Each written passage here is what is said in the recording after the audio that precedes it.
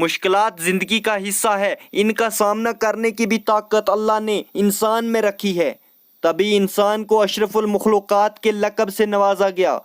اور اگر انسان کو کوئی چیز یا مقصد حاصل کرنا ہو تو اس کو حاصل کرنے کا ارادہ مضبوط ہونا ضروری ہے، کیونکہ اس سفر کے دوران آنے والی مشکلات سے انسان نہیں رکتا، اپنے ارادوں کی کمزوری سے رکتا ہے، اور جہاں انسان رک جاتا ہے وہاں منزل اسے بہت دور ہوتی چلی جاتی ہے، اور سفر اتنا طوالت اختیار کر لیتا ہے کہ منزل تک پہنچنا مشکل ہو جاتا ہے۔